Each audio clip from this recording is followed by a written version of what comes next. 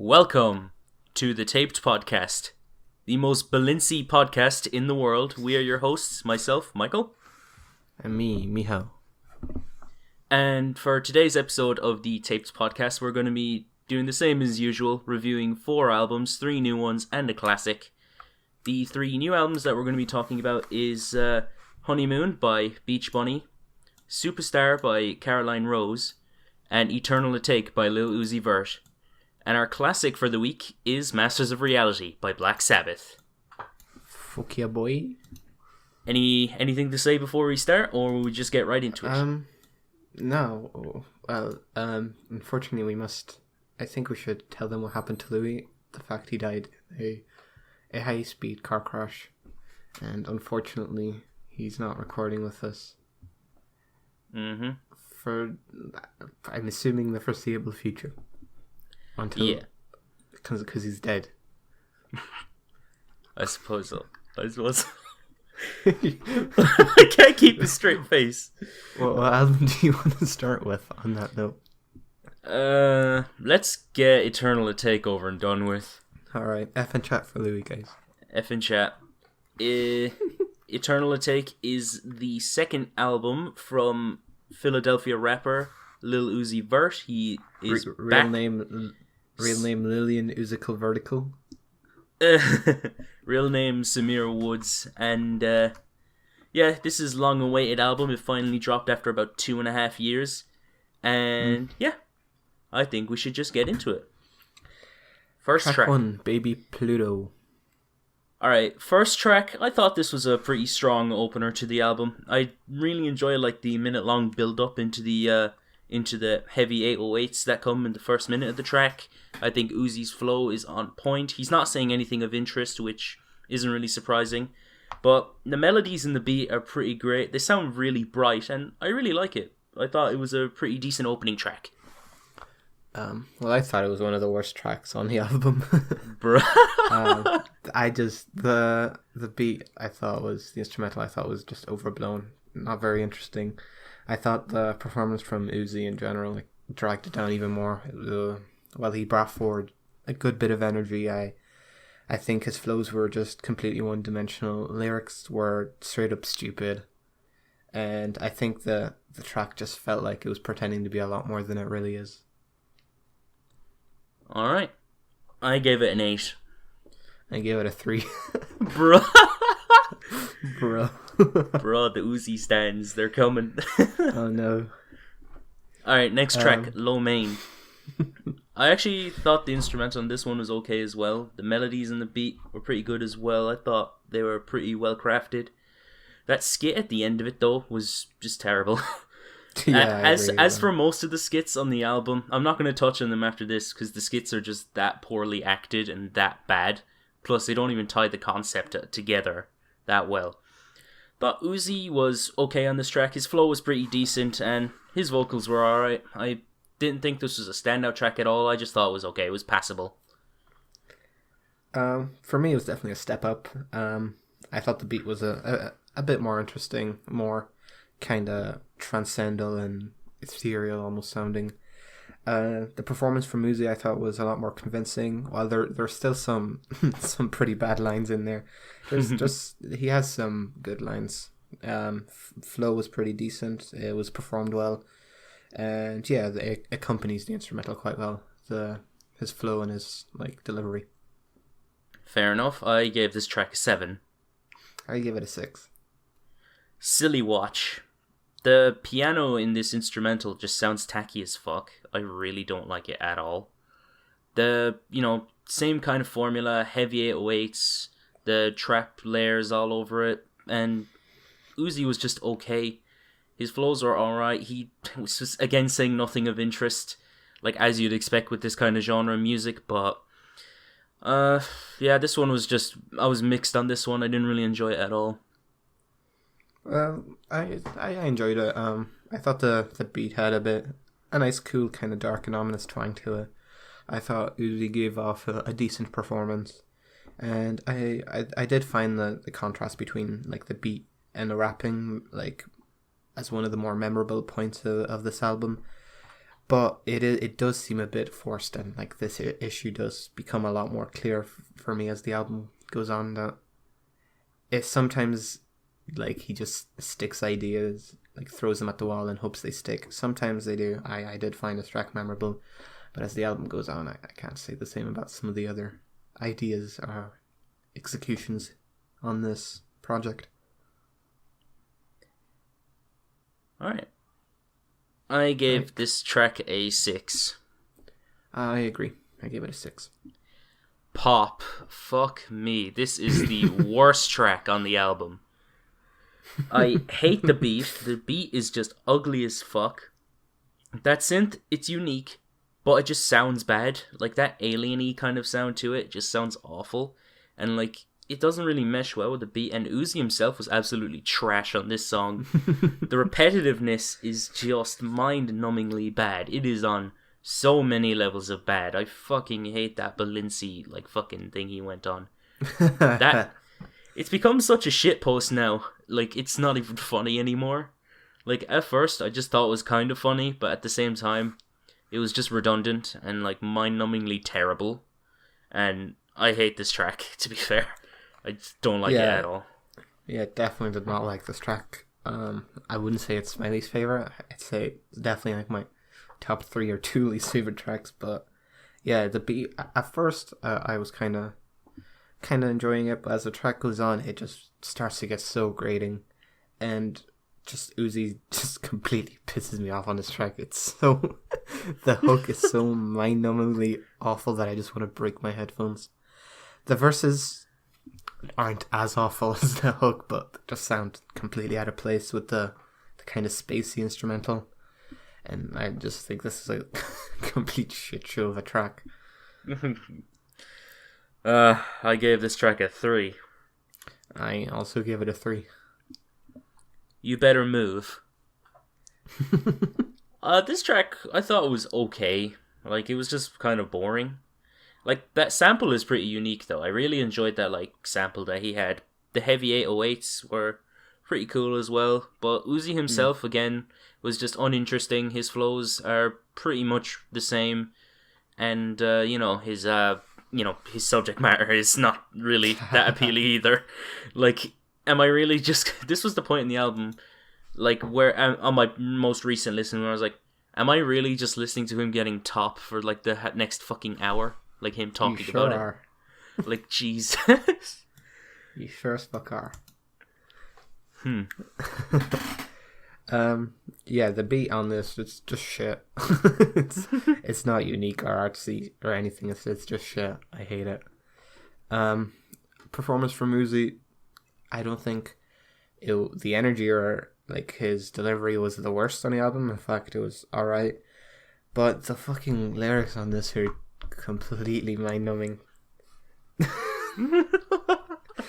I'd like to highlight one specific line that stuck with me. Go ahead. Should I ASMR this? Yes, please. I want to hear this shit. Please. Made her eat. No. Stop. Shush. Don't laugh. It throws me off. Okay. Made her eat on my dick with a spoon. Ew. The ooh at the end adds to the... I don't know. How does this man have stands? Jesus Christ. Why is the ad-lib ooh? Ooh, I don't know. It's like he's trying to be self-aware, but I mean, he put the line in the track. I don't know, man. There's more when that came from, but that's just the one that stuck with me. I'm feeling a 5 on this track. I give it a 4. Homecoming. This is another one of my least favorite tracks in the album. It has another like sinister kind of beat to it that has these kind of like thick futuristic 808s, and I didn't really like it that much. And Uzi was just mid again. He was just uninteresting, boring. Don't even remember most of this song to begin with because of how fucking nondescript and like samey it feels, especially when it like blends in with the rest of the track list. Like, I'm never gonna listen to this again. Like, it's so not descript. Like, no, please stop. Yeah. Honestly, it wasn't. It was one of my, not my highlights, but one of the better tracks, I'd say. Mostly based off the beat. I really did enjoy the beat. Uzi, I thought, gave an alright performance, but this is one of those rare, I think, moments in the album where his like delivery and performance actually somewhat match the beat. There's a lot of tracks on this album where it's just two completely different entities that he's trying to desperately glue together. But I thought this track, came together decent. I don't mind it. I thought it was decent, yeah. I gave it a 5. I also gave it a 5. I'm sorry I listened to this fucking album. Now, this is moving on to, like, a different section of the album. There's, like, 3 sections and 3 different, like, personalities on this album or something like that. Basically, this one, the beat, I actually kind of like the beat on this one. I thought it was pretty decent. I like the kind of watery synths in it. And Uzi gave a decent enough performance on it. It feels a lot more melodic than everything on the previous tracks, while also maintaining some form of a flow. I thought it was alright. Like, I thought it was decent enough, I suppose. Yeah, this is probably one of my favorite instrumentals on this project, but I just think it's brought down completely by Uzi's performance and delivery, and his lyrics. What was that line about the kitten? Do you remember that one? Fuck's sake! What was it? I don't remember it off the top of my that. head, but I do remember cringing at it very hard. I vividly remember cringing at it. I think my brain just forgot the line as a defense mechanism. I think mine did too. Let's be real here. But yeah, the instrumental on this I thought was great, but performance from Uzi, I can't say the same thing about that. Alright, I gave this one a 6. I give it a 5. Celebration Station. This is one of my favorite tracks in the album. I do really enjoy the instrumental. I like the kind of like choir-esque background vocals, and I really enjoy Uzi's performance. His flows are good. He's got some witty bars here and there, but like it's kind of on the level of like Lil Wayne kind of witty bars, but at the same time not being as like double entendre-esque as him. But at the same time, like, it's Lil Wayne. So yeah, I did enjoy this track though a fair bit, not gonna lie. Yeah, this is probably my favorite track on the album. Definitely my favorite instrumental. It has this kind of EDM, like, what's it called?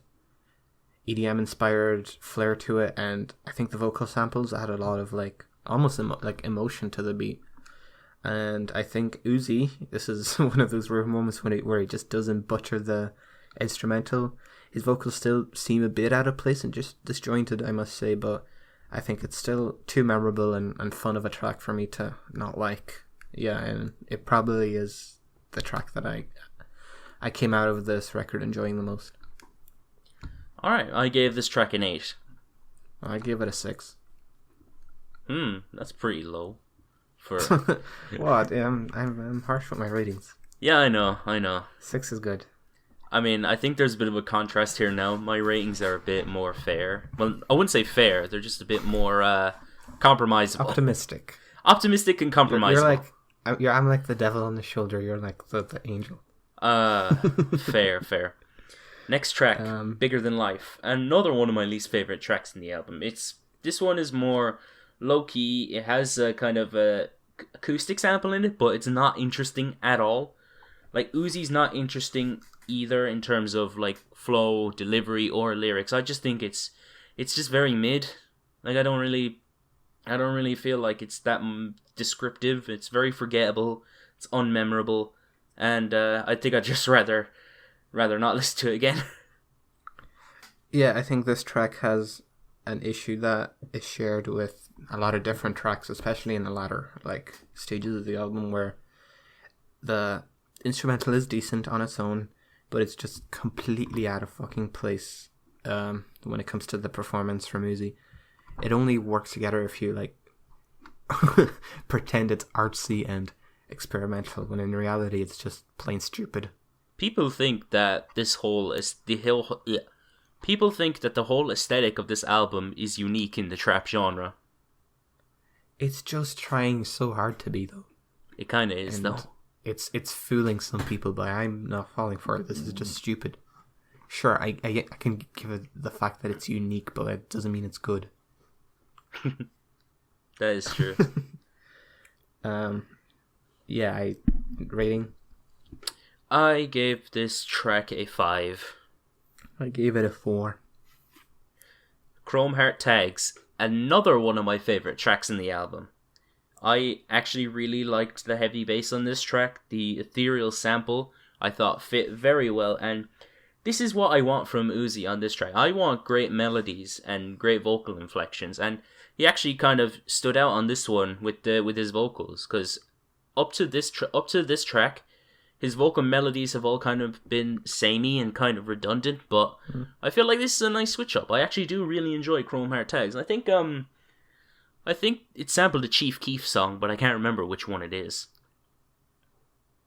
I don't know that. For me, yeah, as you said, I thought the vocals from Uzi I thought were decent, but once again, I just think the instrumental is just completely fucking overblown for a trap rap song, and it doesn't mesh together with the vocals, in my opinion. By themselves, I like the vocals are completely passable, even decent, but the instrumental here is just so out of place that I can't bring myself to enjoy this. Alright. I gave this track an 8. I gave it a 4. Bust Me. I like this track also. Again, the choir vocals are great. I love the heavy 808s. Thought Uzi had good melodies, and there was that one... What was it called? There was that one lyric that made me cringe a little. You know that fucking one he said about the Irish girl or something like that? Oh, yeah. I don't remember the lyric.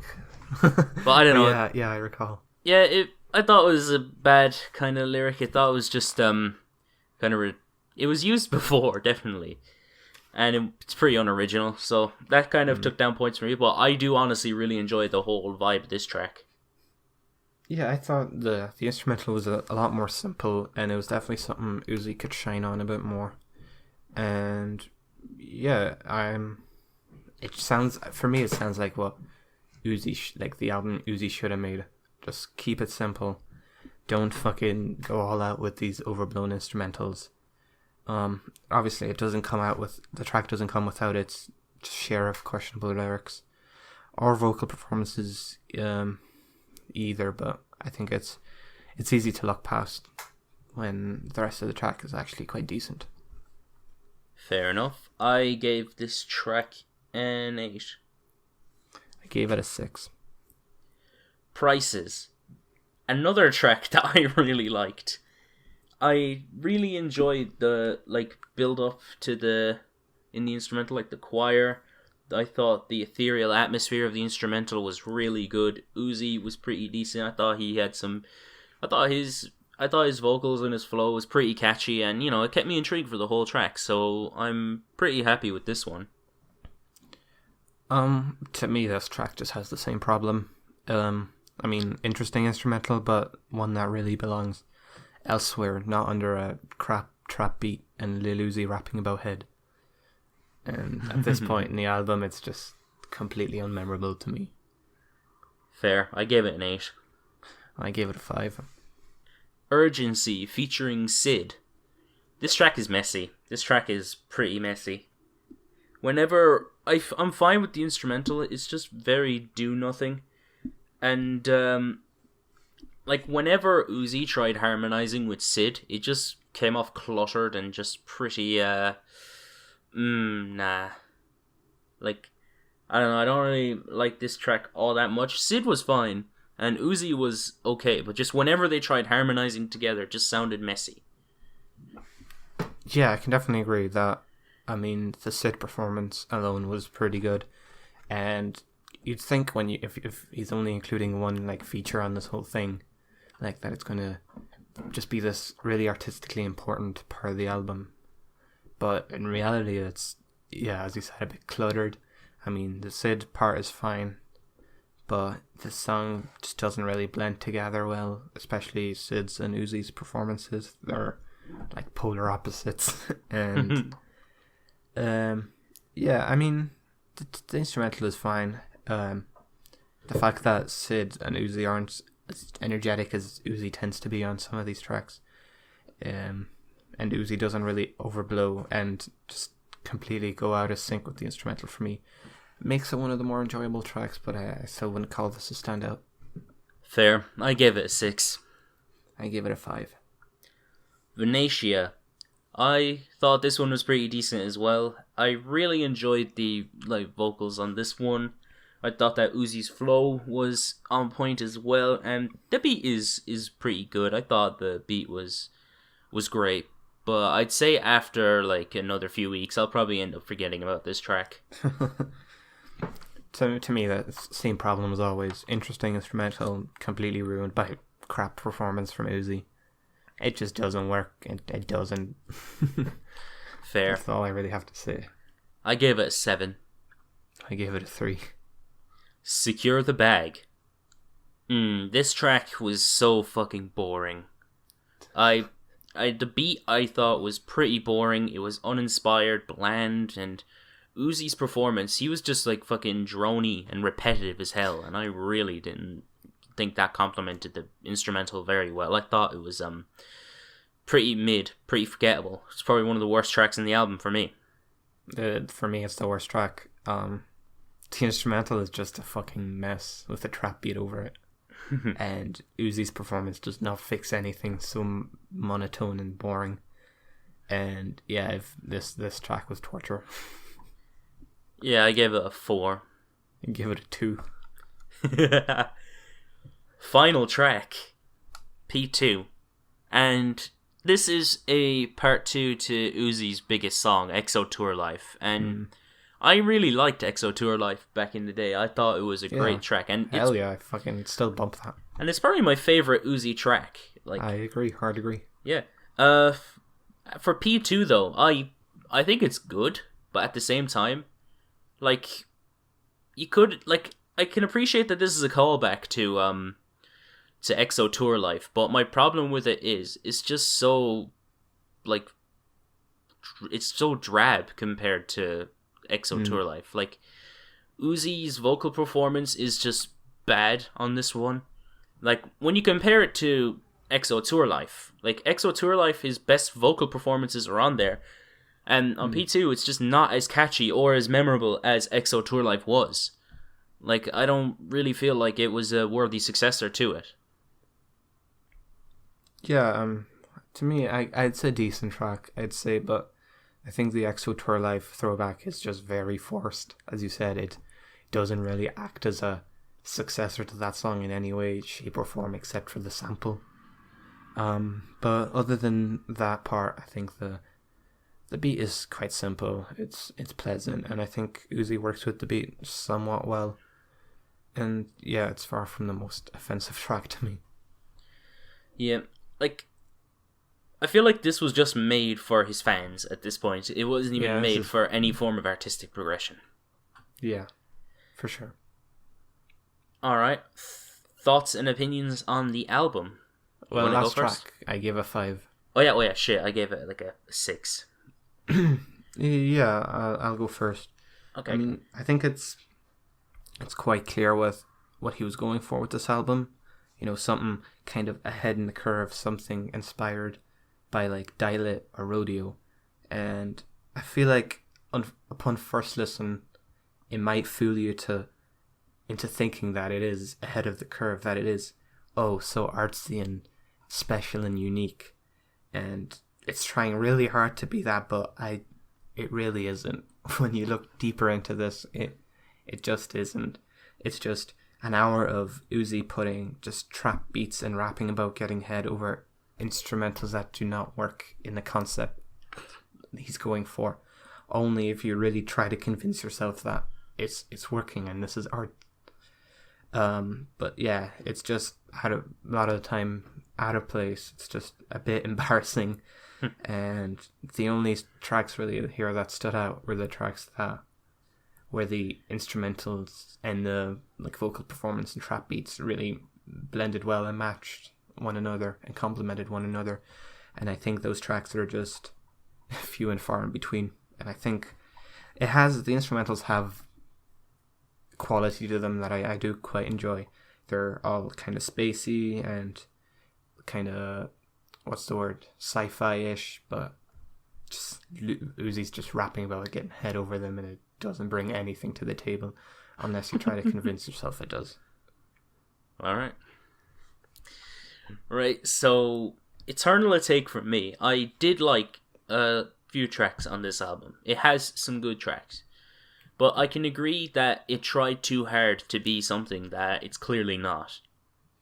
It tried too hard to be as special in trap as albums such as Rodeo or Dial It, those being like foundation like for artistic progression in trap. But yeah, this is just plain and simply just your another run-of-the-mill trap album, you know? Mm-hmm. Like, you could see, like, I had a review up for Eternal Atake, and the hype got to me a bit too much, you could say. I gave it an 8 for fuck's sake. Like, I was hyped for this album for about a year, and, like, I thought it lived up to the hype, but then after more and more listens and understanding, like, the whole thing with this album, it's just trying too hard. Like, I can agree with that.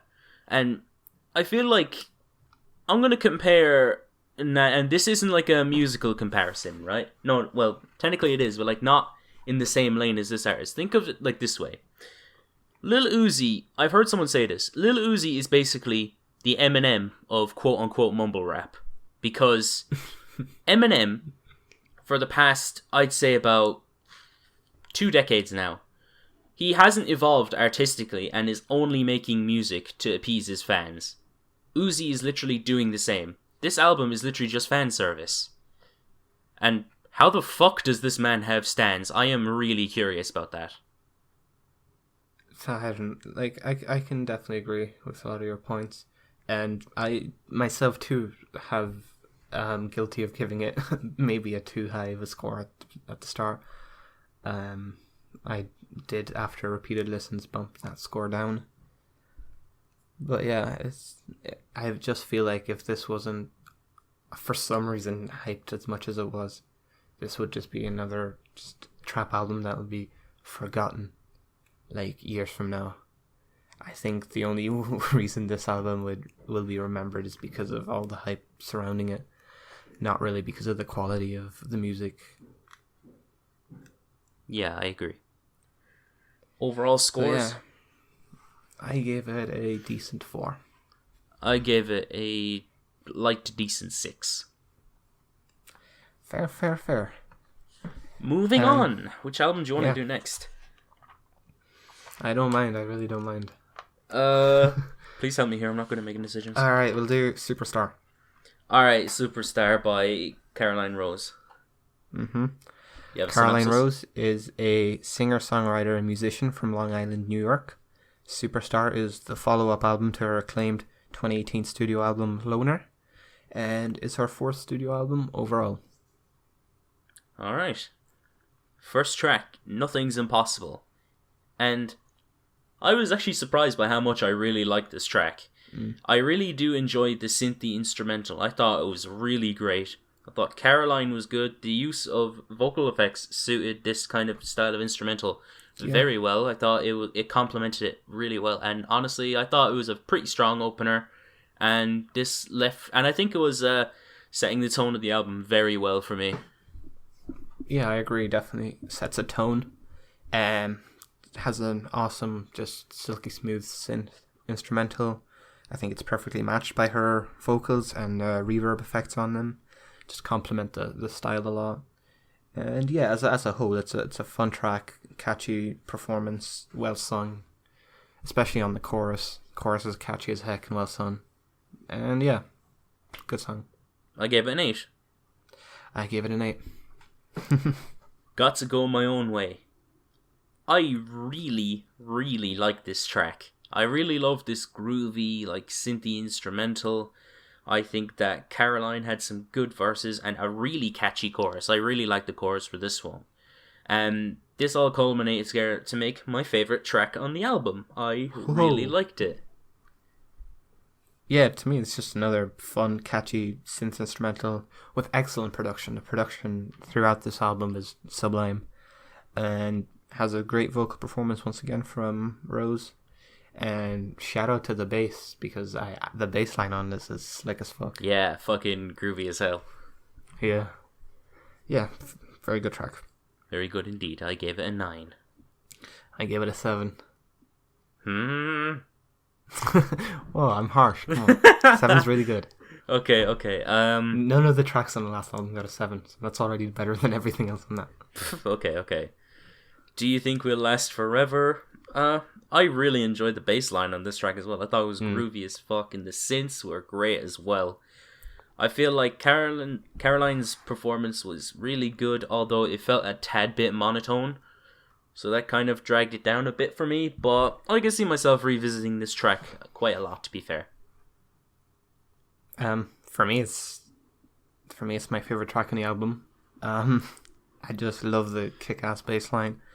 Just incredibly catchy instrumental throughout this thing, and I think the vocals match the instrumental perfectly. They match kind of like the glitchy synths in the chorus especially perfectly. And yeah, easily like the most memorable track on the album for me, especially that bass line. Yeah, my favorite. I gave it an 8. I gave it a 9. Yeah! Woohoo. Next track, Feelings Are a Thing of the Past. This is just like a little interlude. It's ambient, synthy. And I didn't give it a score, considering how short it was. Yeah, me neither, but it was a nice interlude. Feel the Way I Want. I thought the synth progression on this track is great, and I love the groove of this track as well. And I thought that Caroline had a decent enough performance. I thought it suited it very well. Well, she suited the instrumental very well. And I thought it was pretty enjoyable. It was another great track for me. Yeah, this is honestly like the fourth track I can think of this year where I heard it released as a single early on. Either this year or late on last year. I can't remember when she released this. And I mean, I didn't mind it, but it didn't really stand out to me as anything special, especially after her last album, which I did enjoy quite a bit. I was a bit disappointed, but coming into the album and giving it a few more listens, it really did grow on me. The bass line once again stood out, and the synth work throughout this is pretty varied. Just sounds awesome. And yeah, I think it's just a general feel-good song, feel-good instrumental with a fun and catchy performance to Rose, and there's nothing here to not like at all. Alright, I gave this track an 8. I also give it an 8. Freak Like Me. This track, it's got like a deep ambience to it. It's very somber, it's lo-fi, and it feels like lo-fi beats to relax to. I have that in my nose.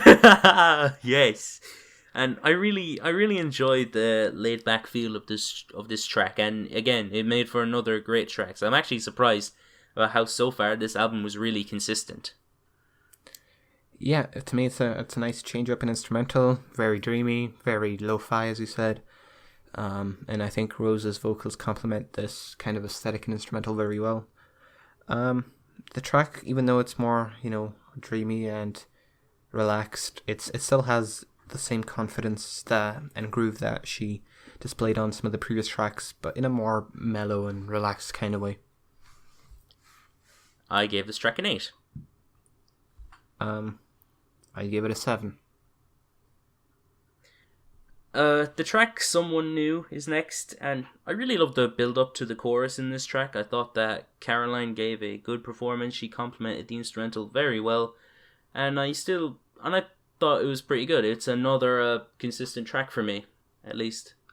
Yeah, I thought the instrumental was great. Kind of reminded me of almost like an MGMT track.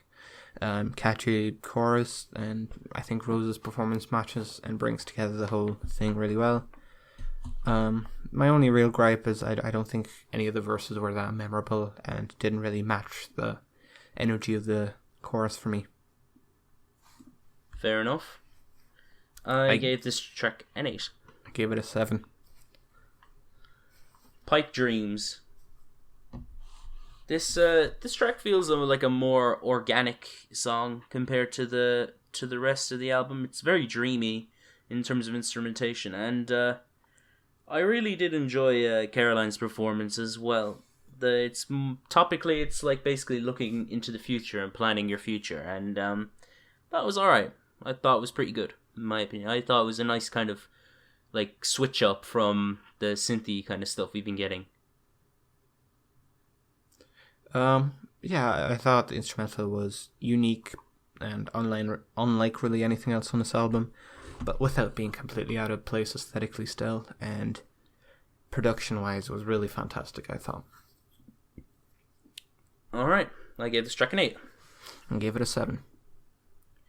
Command Z. This is like another kind of interlude type track. It's really short. I didn't give it a score. And she uses like sorts of like vocal effects during this passage, and I thought it was alright. You know, I didn't score it. Yeah, I thought it was a short but sweet track. I did give it a score. I gave it an 8.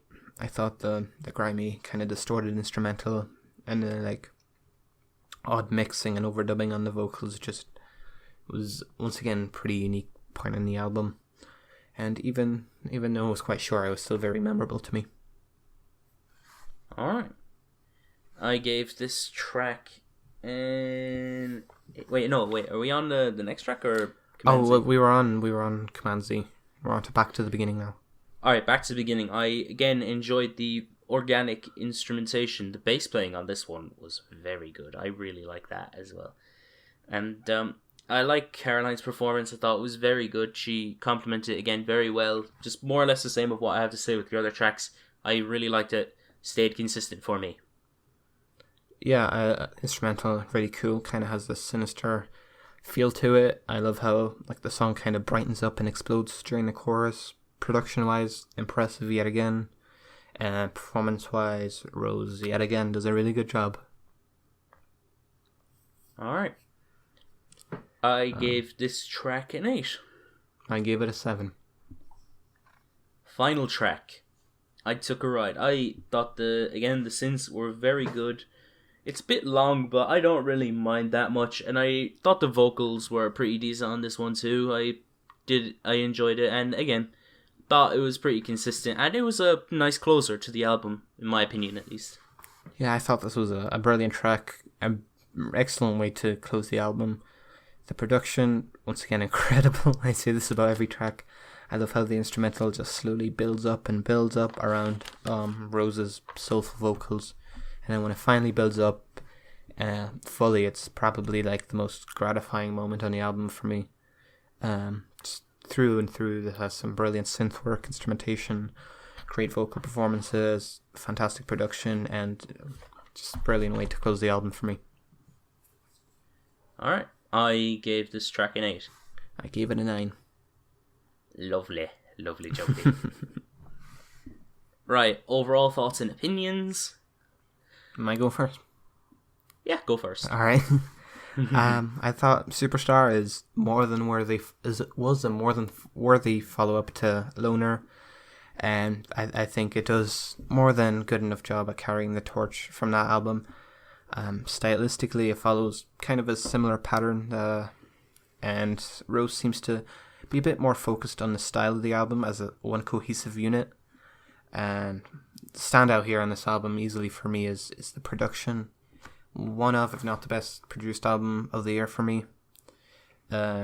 Really, if there's one reason to listen to this album for me, it's to just behold the production on this, because it's the glue that holds us together, and it really elevates a lot of these tracks. But that's not to say that Caroline Rose doesn't keep up with her vocal performances, because she certainly does, and all around it's a fun, bubbly, feel-good indie pop record. Kind of reminded me of the new Tame Impala album, same kind of aesthetic, and if you did enjoy that album, then I think there's a lot to enjoy here. That's probably why I enjoyed it then.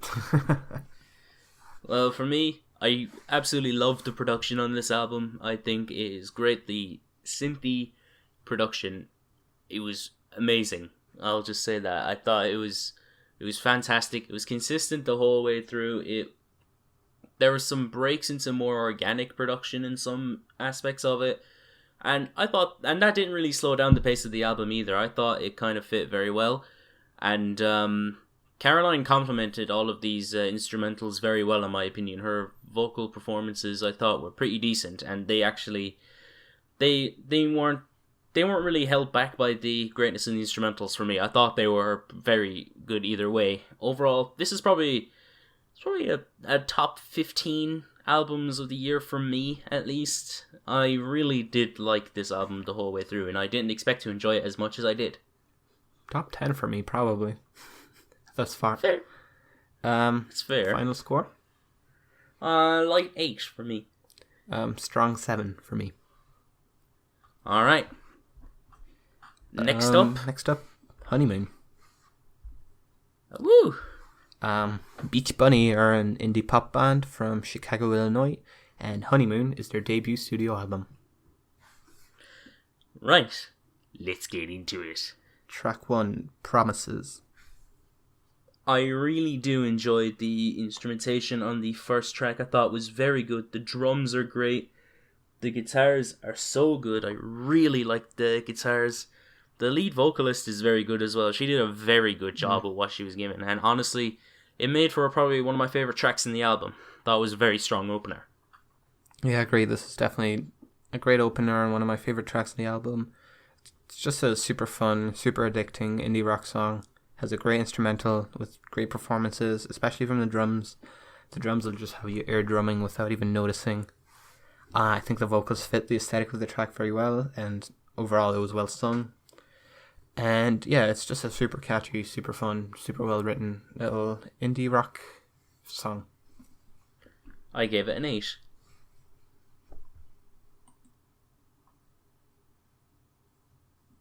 Hello? Yo. Oh, you cut off there. So did you, fuck. Oh, track rating? I gave it an 8. I gave it a 9. Alright, next track, Cuffing Season. I really enjoyed the guitar solo on this track. It was really good, and I love the drums. The drums hit hard when they need to, and they are great. And the lead vocalist is very good again. She stayed consistent with the angsty lyrics and vocals, and I thought they were very good. I thought this is made for another really fun track. Yeah, like, once again, very catchy, very well performed indie rock song. Really energetic verses. I think the vocals and instrumentals play along with each other very well.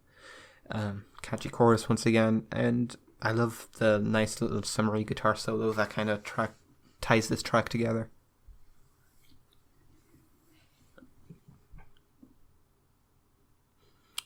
You cut off again. Hello? Yo. I gave this track an 8. I gave this track an 8 as well. Everyone's just listening to this will just think we're just awkwardly staring at each other every time we're about to give track ratings. I'm sorry, it might just be this laptop. I don't know. I don't know. We'll find out soon, I suppose. It might be Craig. Oh, fuck. He's nothing to do with the call. Oh, he's grand. It might be Craig. I don't trust Craig. It might be Craig. A few seconds of silence won't ruin this. Sure, look, you could just edit that shit out anyway. Next track. April.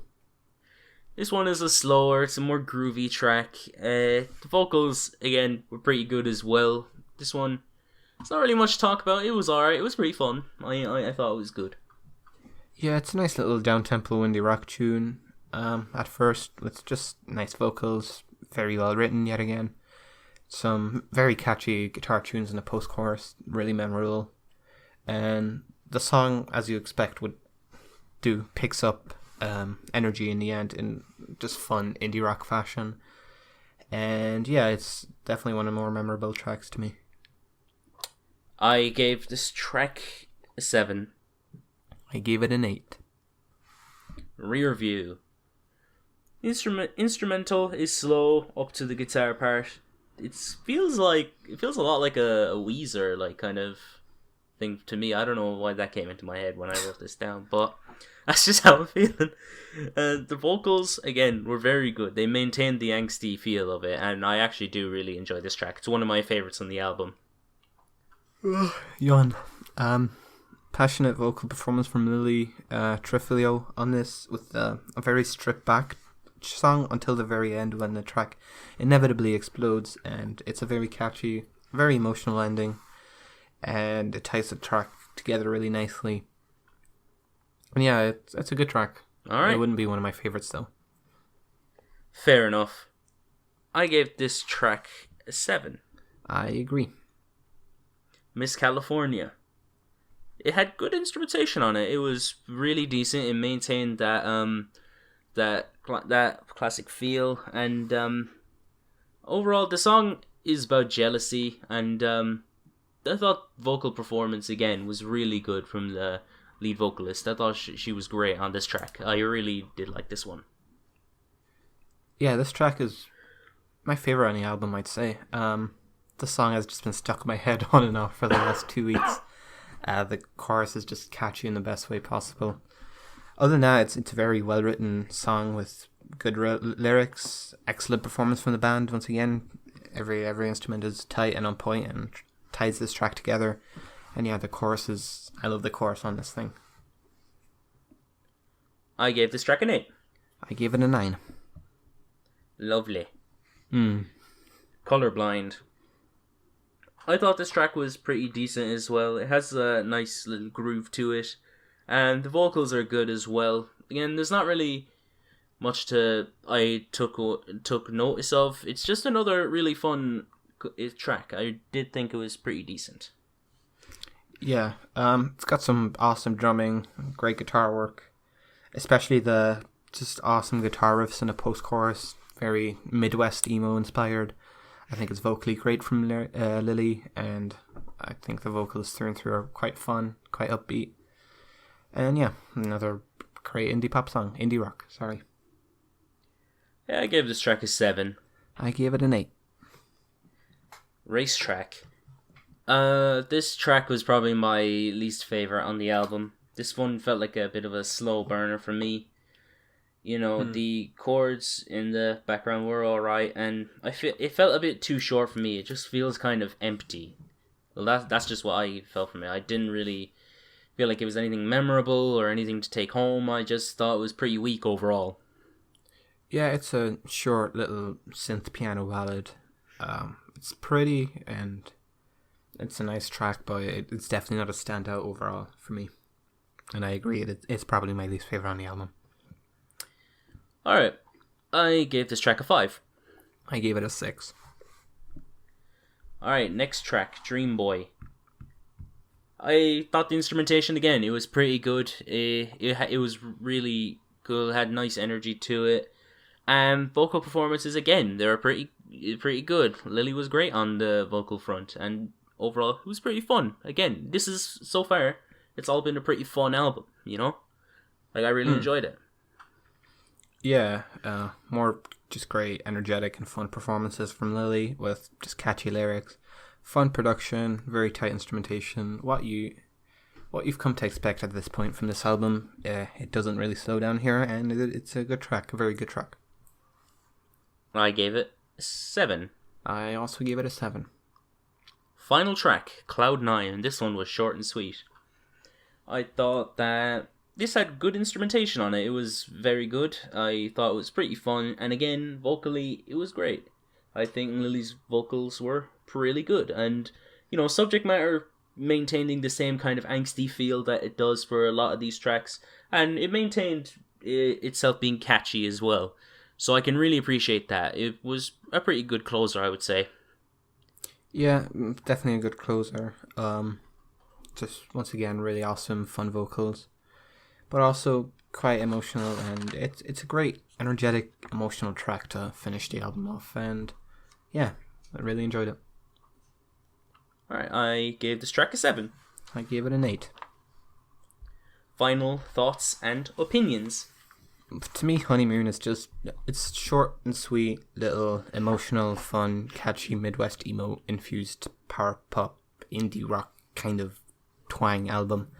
And I think everything from the catchy choruses from vocalist Lily Trafilio to the tight and often very pretty instrumentation, I think make these 25 minutes a 25 minutes to remember, and certainly have stuck in your head for weeks to come. It's definitely one of the standout albums of the year for me.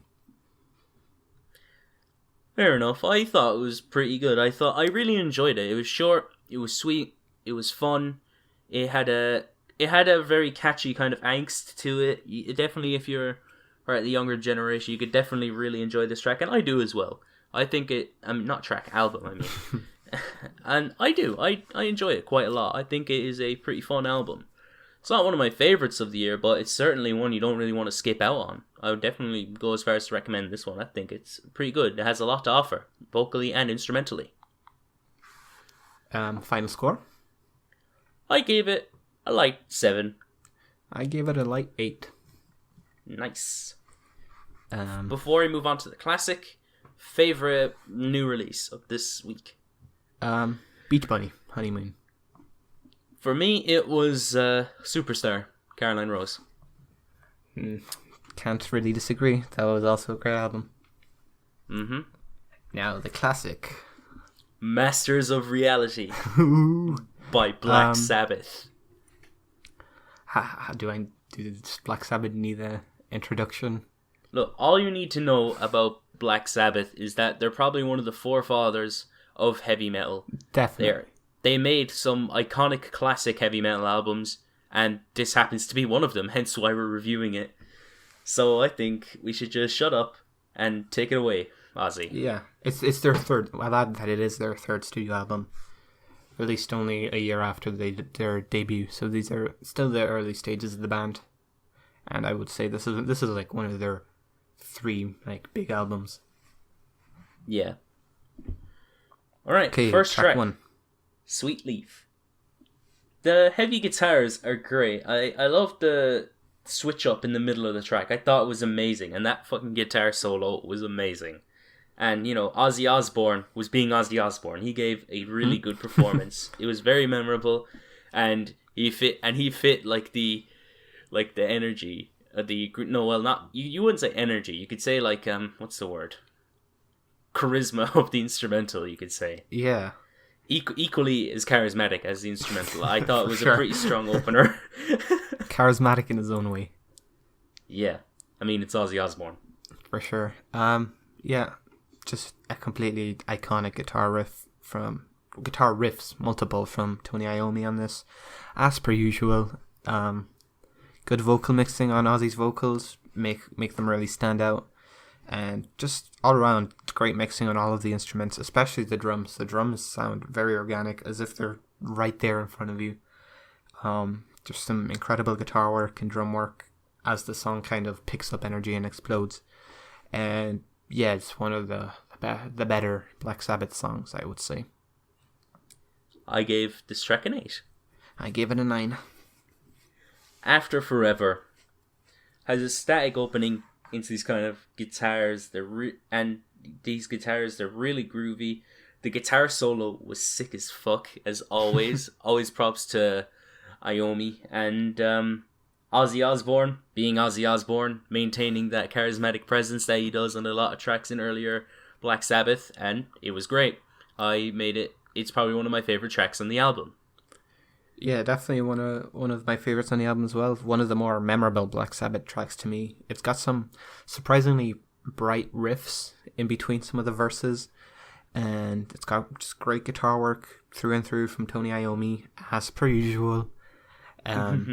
Just powerful bass playing from what's his name? Geezer Butler. Geezer Butler. You cannot forget about Geezer.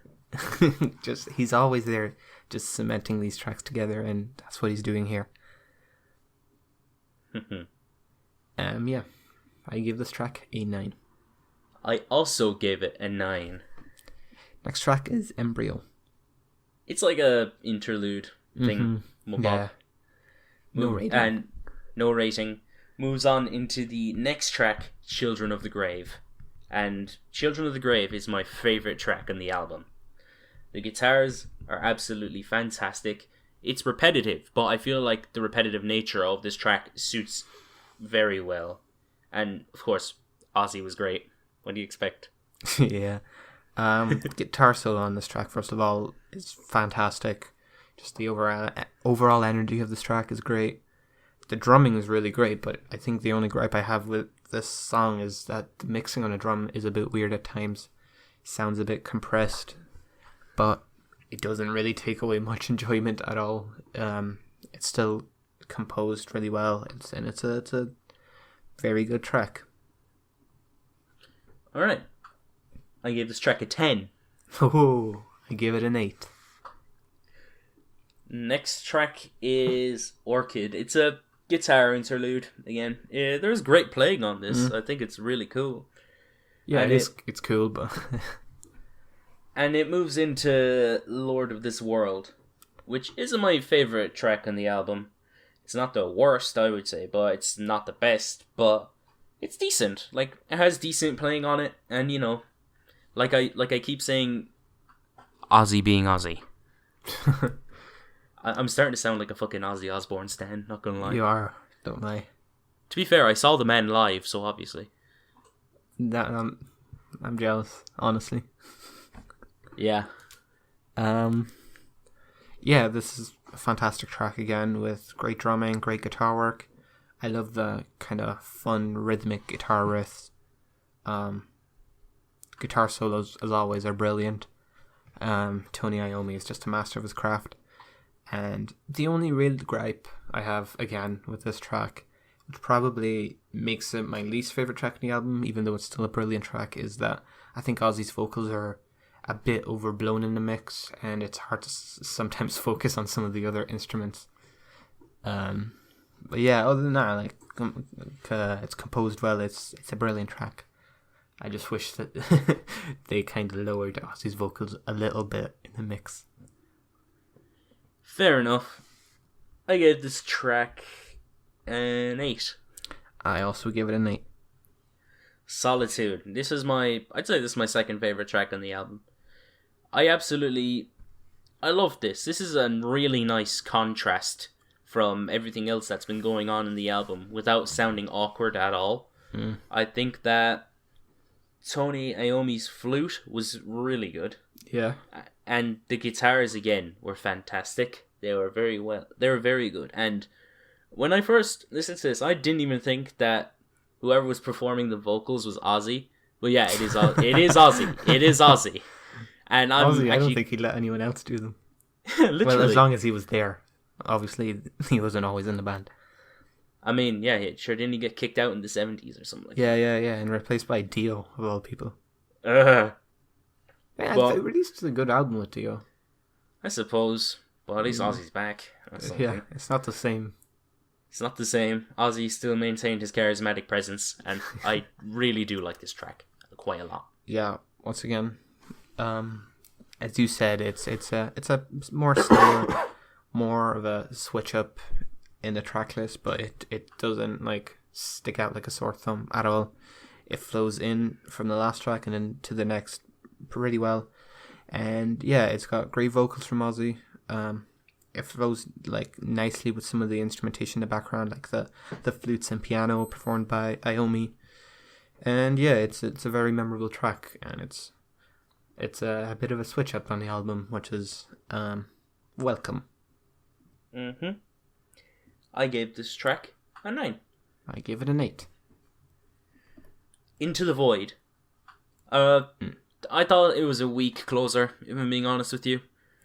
I thought the instrumentation was decent, and you know, Ozzy was good. I just feel like there could have been more from this track, like a lot more in terms of instrumentation and performance, because I don't feel like it was as consistent as much of what else was on the album, and it wasn't as like charismatic, you could say. I didn't really enjoy it as much as say any other person would. I thought it was I go as far as say it's the weakest on the album. That's just me. Well, I hard disagree. This is my favorite track on the album. I love how, without surprise, the album ends with a longer, harder track. It wasn't going to end on a track like Solitude. It's all along, like, it's obvious. Guitar work on this is just brilliant, just fantastic. Bass is powerful and it seeps through the instrumental. Ozzy gives one of his catchiest performances, I think. And it's just a completely kick-ass way to close the album off, in my opinion. Fair enough. I gave it an 8. I gave it a 9. Now, overall thoughts and opinions on Master of Reality. I think this is yet again Black Sabbath at peak form, sounding like they always do. Fantastic. There's iconic guitar riffs from Tony Iommi, exhilarating guitar solos. Drumming's brilliant, very expressive, very interesting. Bass lines are powerful and just glue all of these tracks together. And Ozzy Osbourne is Ozzy Osbourne. This is my second favorite Black Sabbath album after Paranoid. I personally prefer it over their debut and over Sabbath Bloody Sabbath as well. And yeah, it's one that I think should be held in the same regard as Paranoid and their debut for me, but often I think is kind of the black sheep within those three.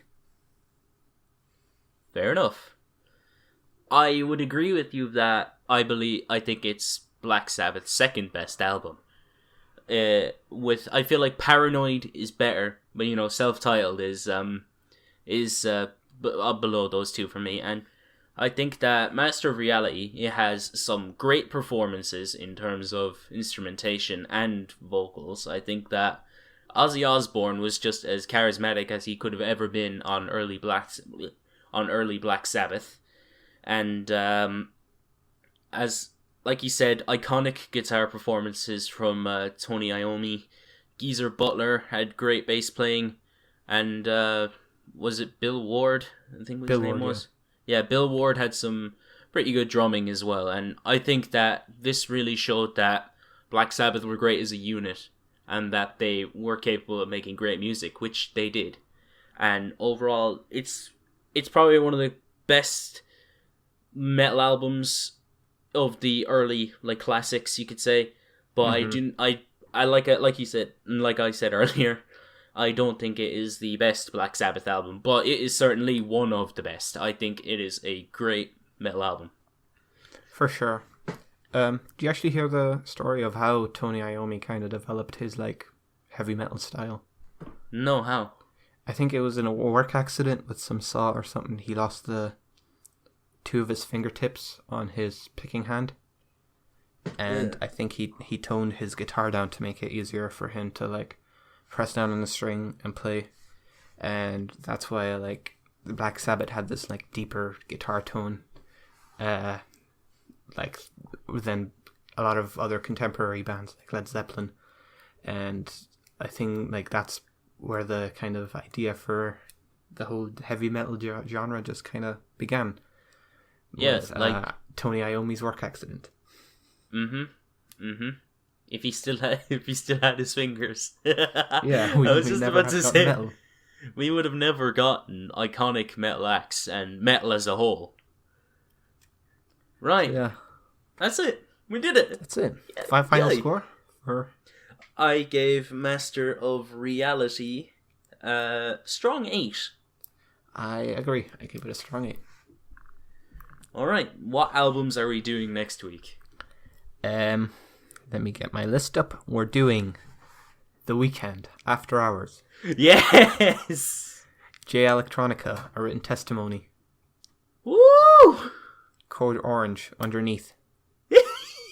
Yeah. And the classic. Remember when we were first starting this off? Usually when I pick the classic, I have a list compiled from the top, I think, 200 albums on Rate Your Music, and I also got some picks from all of us to add into the list as well. This is the first one that I have RNG'd. That is one of our picks, and it's one of your picks.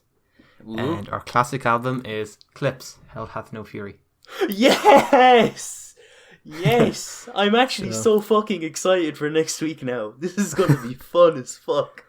Actually, when are we doing our Death Grips Worst to Best as well? Death Grips Worst to Best. We can do that one of the Wednesdays. We'll probably do that one where we'll just get these next few batches of albums out, because there's some being released. Apparently Dua Lipa is releasing her album next week because it got leaked, so she's bringing the date I closer. saw that too. It got leaked. Yeah, there's some good albums that we should get through first, and then when things slow down a bit, we'll do the Death Grips Worst to Best. I'd say in the next 2 weeks.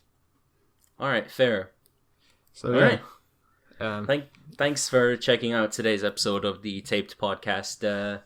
leave your thoughts and opinions on the albums that we reviewed down below in the comments. Mm-hmm. If you want to hit up any links in the description, they're there. They're links to our own channels and the album of the year page and the Rate Your Music page. And yeah, so yeah. See ya.